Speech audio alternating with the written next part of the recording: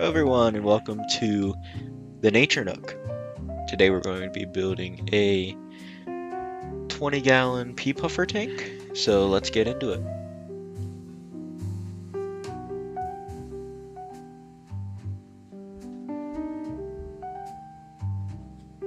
I've always found it difficult for when you have just a new tank to just start scaping. So I've always just kind of played it by ear, which does make it difficult to record because, you know, every now and then I'll pass by the tank and I'll fix something or I'll change something. So it is difficult to record the process because there will be 8 million clips of me moving this rock, changing this stick, moving the sand, adding different rocks. So I do the best that I can to kind of capture all the important points.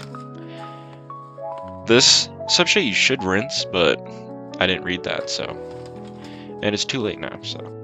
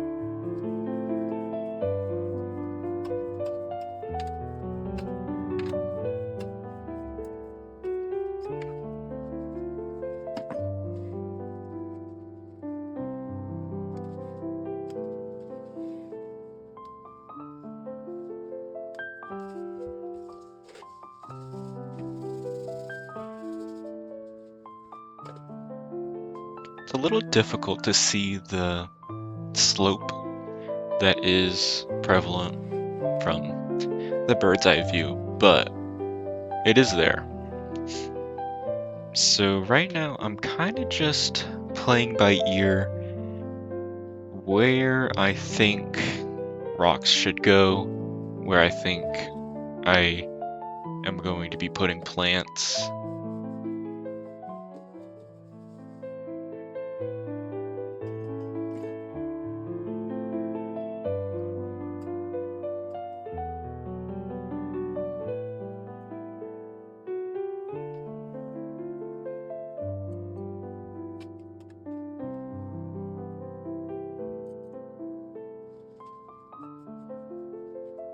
I'm speeding this section up because the more you watch, the more you learn that I change my mind a lot when I build or do anything.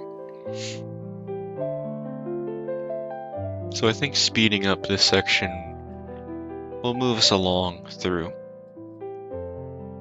this mundane process of trying to find something that works and flows. Because right now it looks like a line of rocks with some black beads behind it. But I promise you it does look better in the end.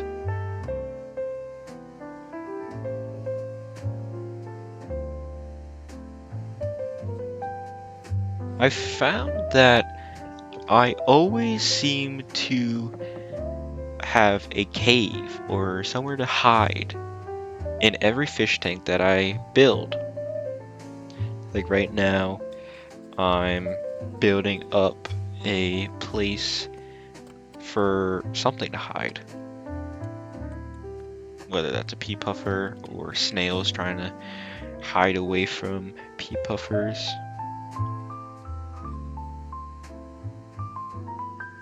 Now, I do something differently that I usually never do when building a tank.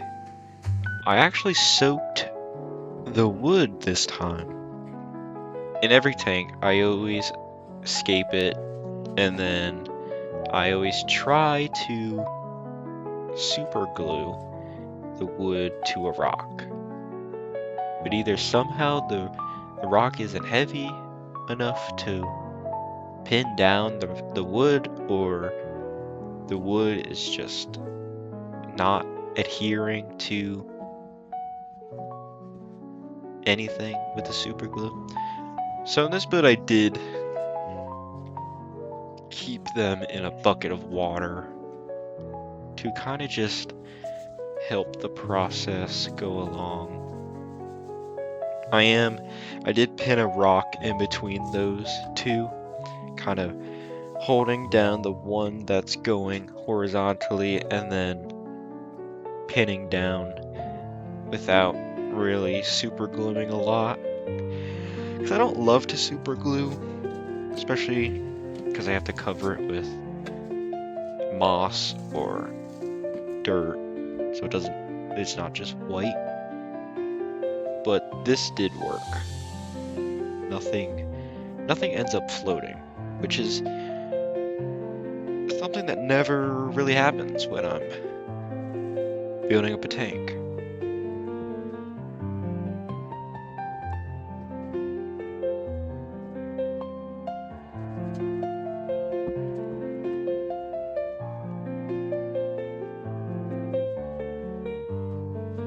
I do super glue just this kind of base to the rock because there is a bit sticking out of the tank that didn't fit in the bucket.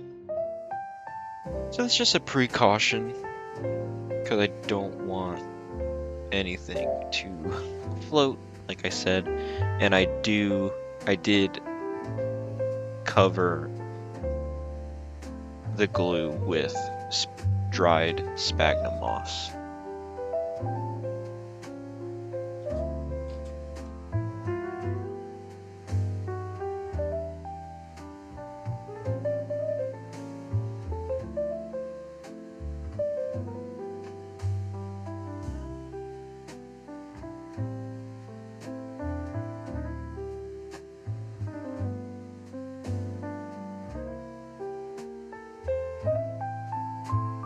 While editing this, I realized that when I turned the camera to time-lapse mode, that it shows what it really looks like in real life. I do have settings on the camera that makes it a little more cinematic looking.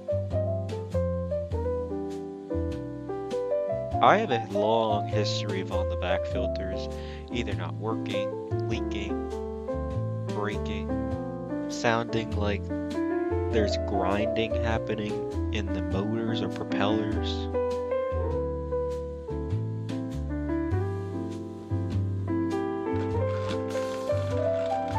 Speaking of sounding like it's gonna break or there's grinding in the propellers, the on the back filters never work for me. And they usually do take this process of having to fill it.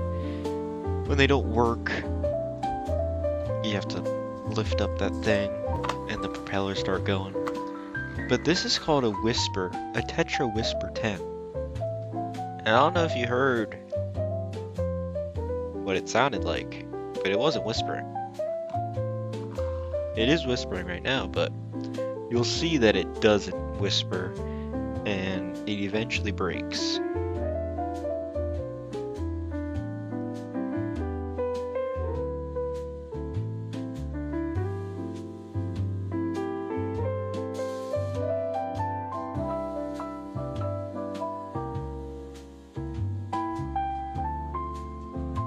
I do like to use API products. I always find that their water treatment products. Oh, and look, it broke. Yeah, it stopped working. Yeah, it's humming. It's humming. Yep.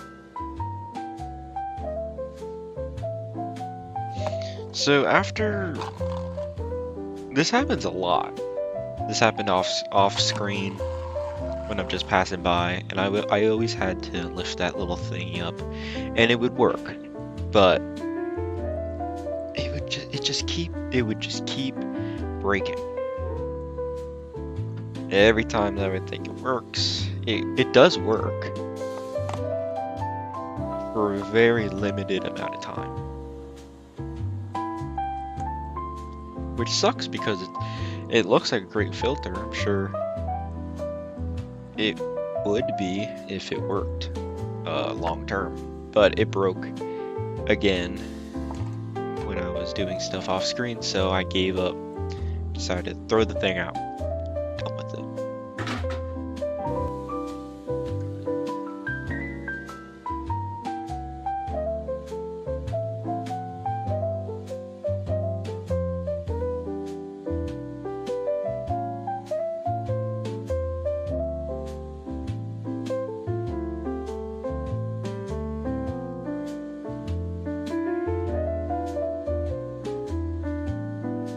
So after a lot of trying to find a working, I did cut out a whole clip of another on the back filter not working, a top fin filter not working at all. So I resorted to the good old sponge filter. They haven't failed me yet. Knock on wood. But I do use this filter to help cycle the tank as well until I can find a better filter, because a sponge filter, although effective, doesn't quite fit the look that I'm going for this tank. And also pea puffers don't need aeration, so the bubbler in the sponge filter isn't necessary either.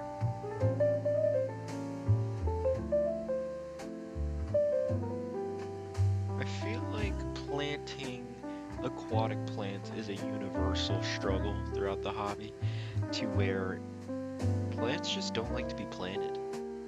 They like to rise from the sand, the roots don't like to stay in, but I eventually get my Amazon sword to stay in the soil. I did almost forget, but now we can treat the water now that we have a working filter, and we're so rudely interrupted by the non-working filter. Now, API Quick Start is controversial. A lot of people don't think it works. I think it helps. I do throw food in, like 2 or 3 tablets of sinking food, just to really kickstart a cycle through the tank. And this clip is, I think, 2 weeks old from when the last clip was filmed. So a cycle has started, and hopefully has cycled. I did throw a floating plant on top, and you will see that this floating plant takes over.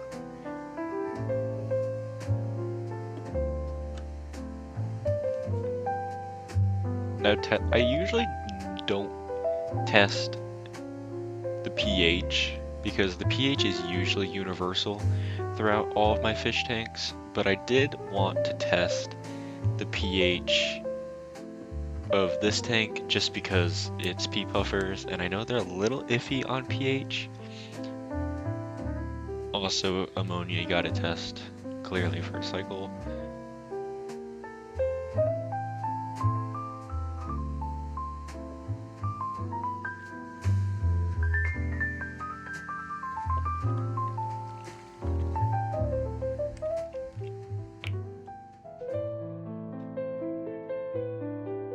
Right now I'm just doing the normal pH.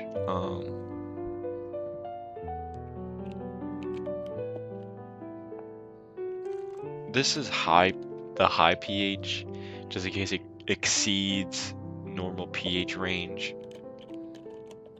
I don't think it would, but I just did it just in case.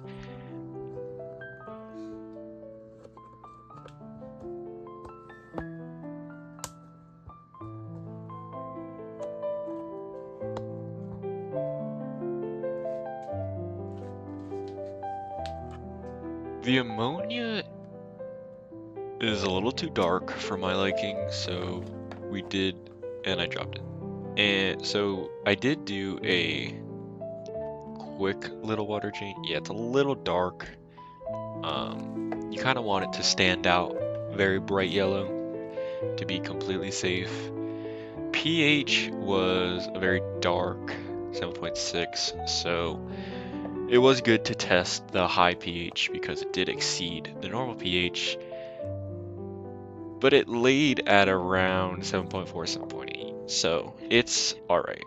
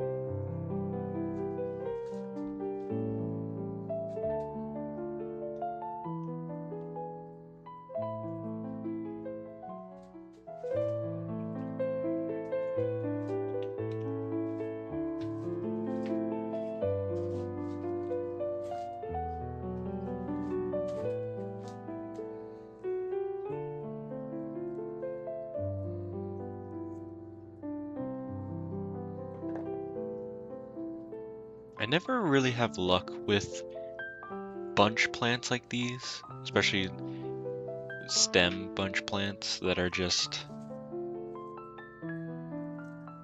bare.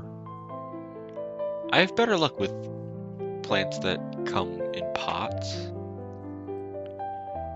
or Anubias, but leafy bunch plants like these, they usually never last with me. I don't know if it's because they really need like heavy amounts of CO2 or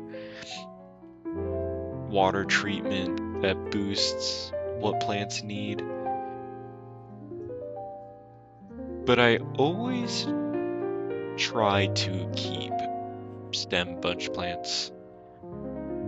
And these stems actually lasted and still are lasting in this tank for I believe this tank has been established for 2 months. And they're growing good. They're a little iffy on the leaves. There's a lot of iffy leaves on the stem, like yellowing or brown spots. And I think it's because of the floating plants that are taking over and consuming a lot of the light.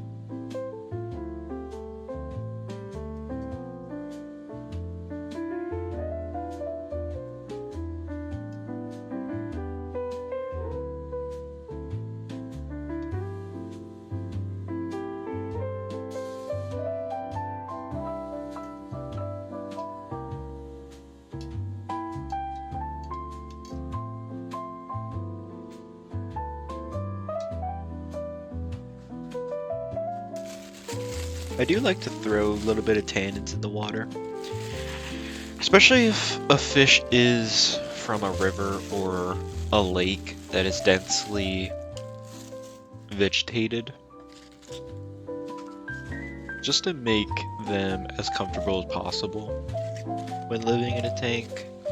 Especially pea puffers, I feel like they're very fragile.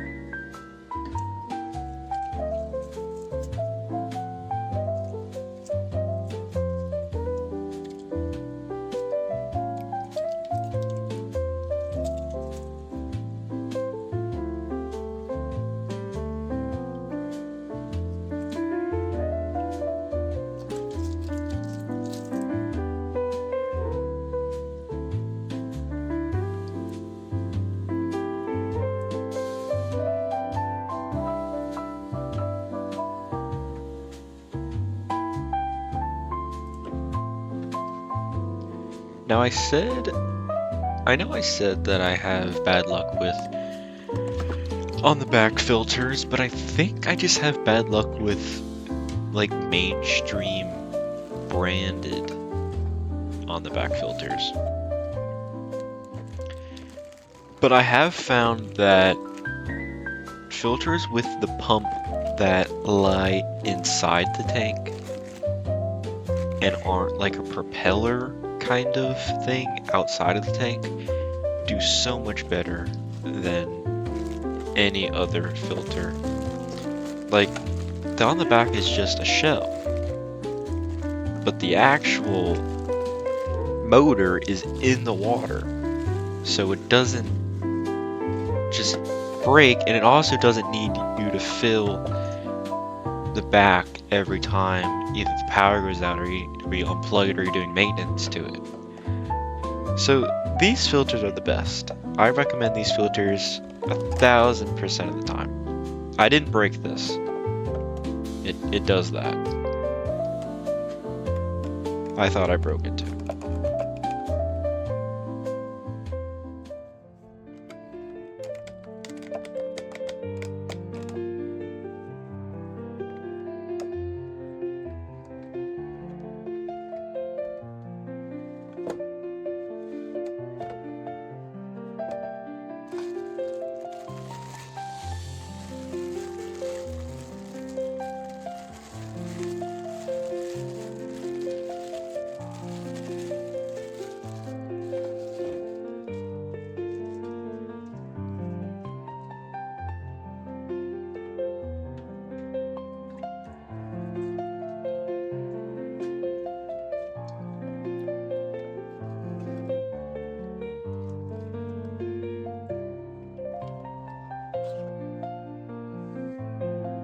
Now I know the cartridges that are in on the back filters are also controversial, but I don't ever switch them out.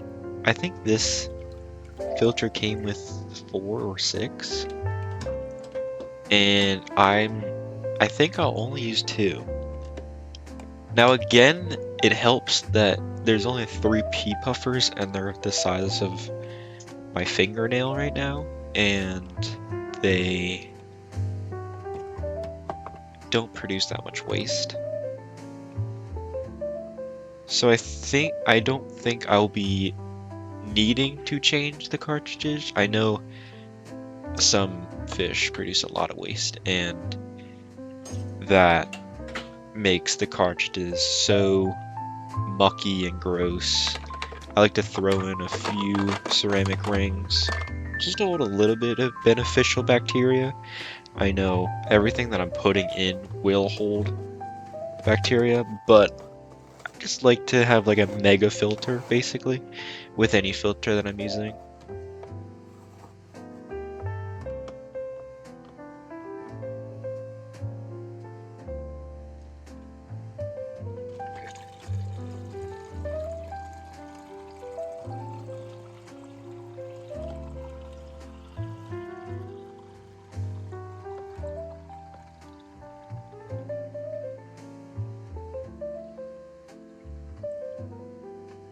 And look at that. Flows, not making any noise. It's the best filter around. Not sponsored either.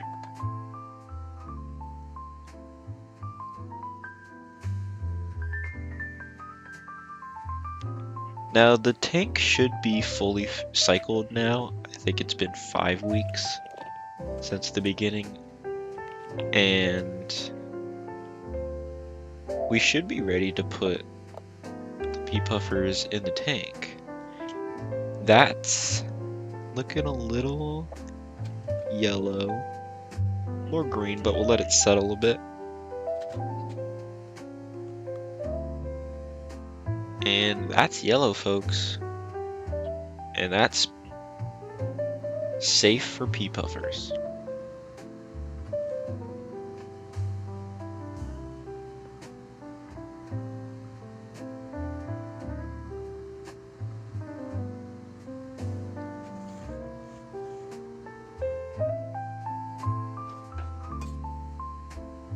And don't worry, you see this mystery snail that's on the tank,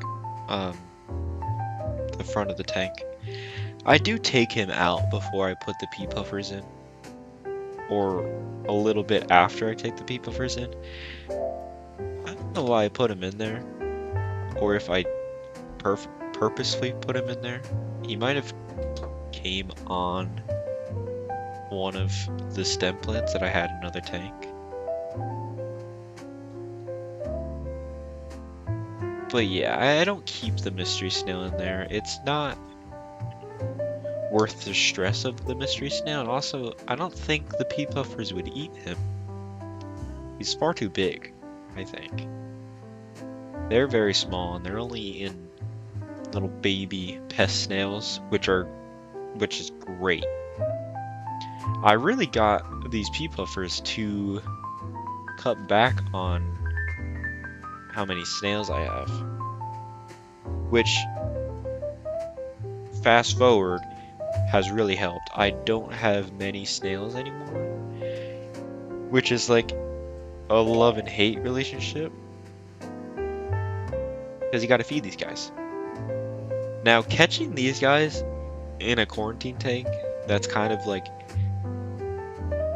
an established tank already, like it has aquascape and plants and stuff, it's pretty impossible. These guys are fast swimmers. I like to call them like little hummingbirds because it doesn't look like they have fins really. Like they have, like up till their, like where their fin should be, it looks like there's nothing there, but it's just a really fast fin, like hummingbird wings. It's so interesting.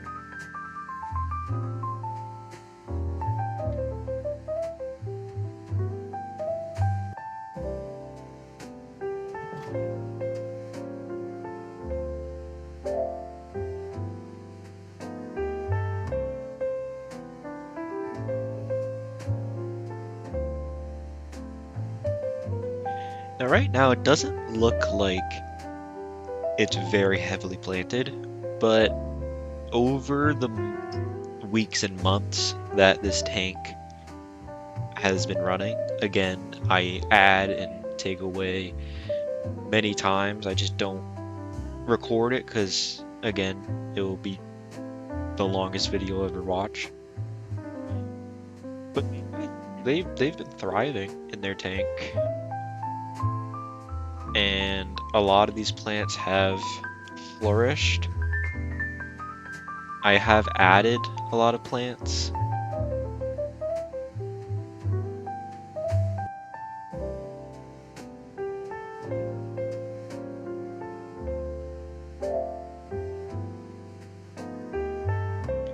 I like this clip because it's kind of like the meeting of the minds. I also like the placement of this tank. It is in front of a window, which you'd think would produce like the utmost amount of algae. But really, no. The sun doesn't really shine in to the window. It's kind of just bright, so it does produce light for those plants that aren't getting any from the floating plants that are taking away from the overhead light. But as I was saying about I like a mega filter, along with the ceramic rings, along with the black sponge and the cartridges, I also like to put plants, and a lot of plants. Especially spider plants. I have a big spider plant mom that produces so many spider plant babies.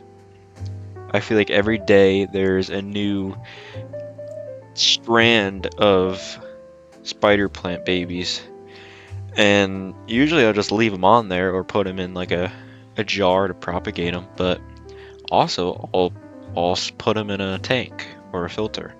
And they do really good, along with the peace lily that's in there and some pothos.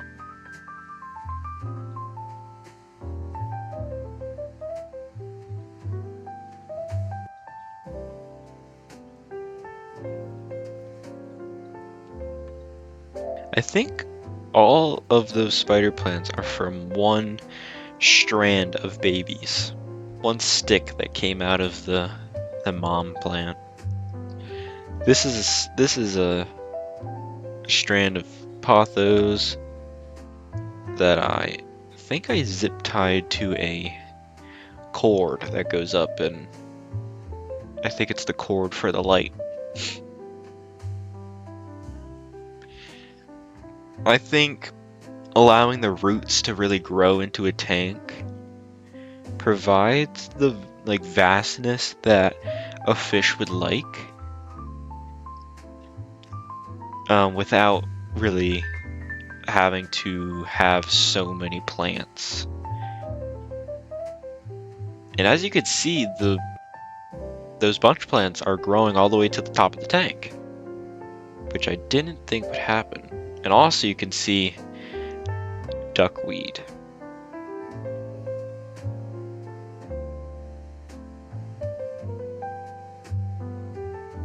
I've never had any luck with duckweed, which is surprising.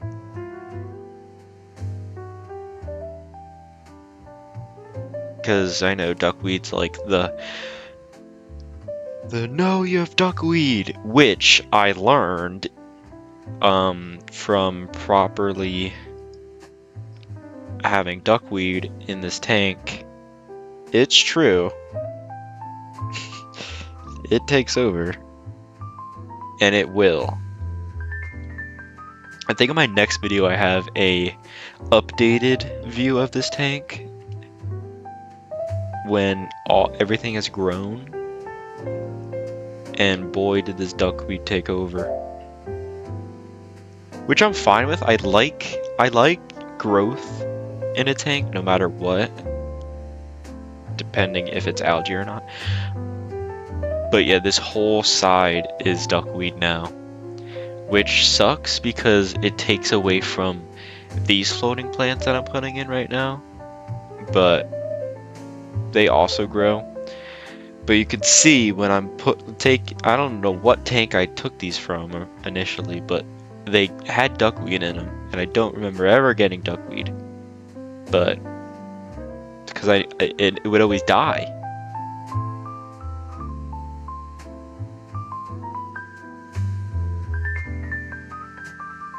Somewhere, somehow, there's a duckweed piece. There it is. Yep. And there's many more.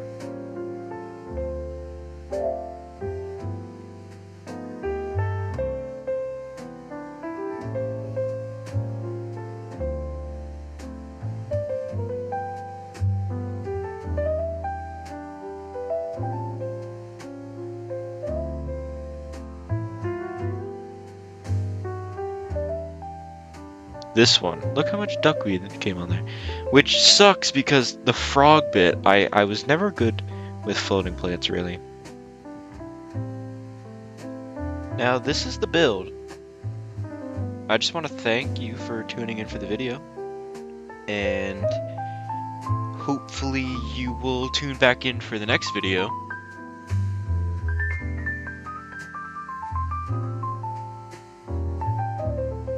They have their own little graveyard of snail shells at the bottom of the tank.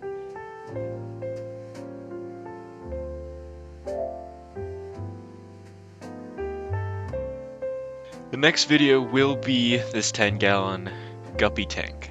So I hope you guys will tune back in, and I ask you to please subscribe, press like, and click that bell. And I'll see you all next time at the Nature Nook. Goodbye.